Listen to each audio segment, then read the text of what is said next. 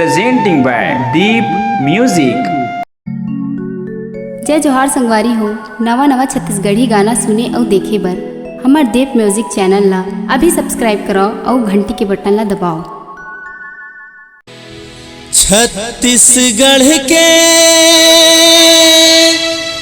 पावन भुइया करमू चंडी धाम है, बरछैया माँ तैह बिराजे चंडी तोरे नाम है।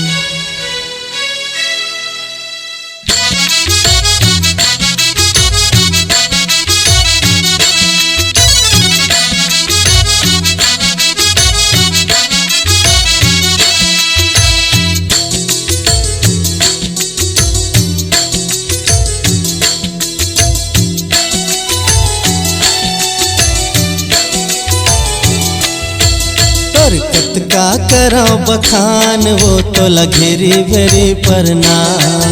हरकत का करो बखान वो तो लगेरी भेरी प्रणाम। हरकत का करो बखान वो तो लगेरी भेरी प्रणाम। हरकत का करो बखान वो तो लगेरी भेरी प्रणाम। हे जग जननी चंडी माई, जग जननी चंडी माई करमू तोरे धाम वो करमू तोरे धाम। हरकत का करो बखान वो तो लगेरी भेरी प्रणाम। हरकत का करो बखान वो तो लगेरी भेरी प्रणाम। हरकत का करो बखान वो तो लगेरी भेरी प्रणाम। हरकत का करो बखान वो तो लगेरी भेरी प्रणाम।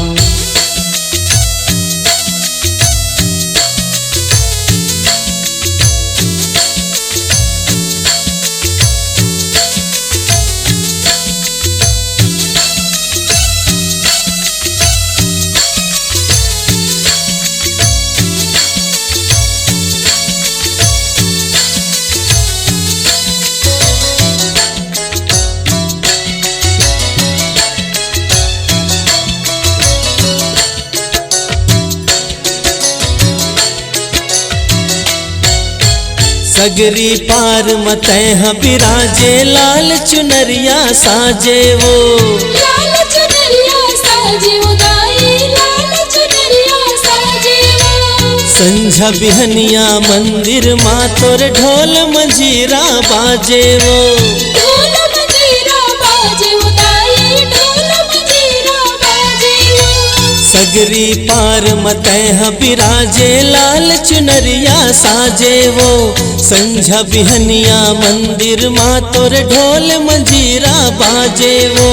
सुवा परवना गीत सुनावे, सुवा परवना गीत सुनावे ले लेके तोर नाम वो ले लेके तोर नाम। हरकत का करो बखान वो तो लगेरी भेरी प्रणाम। हरकत का करो बखान वो तो लगेरी भेरी प्रणाम। हरकत का करो बखान वो तो लगेरी भेरी प्रणाम।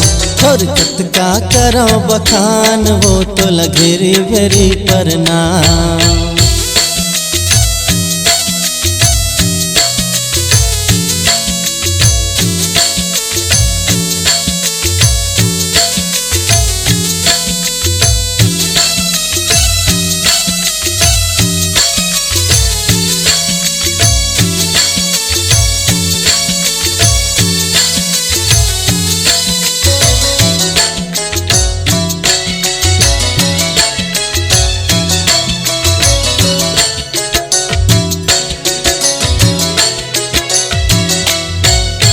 चैत कुंवार के नवरात्रि माँ 9 दिन जोत जलाथे वो। 9 दिन जोत जलाथे वो मैया 9 दिन जोत जलाथे वो। नर नारी सब मन के मनौती जो मांगे वो पाथे वो। जो मांगे वो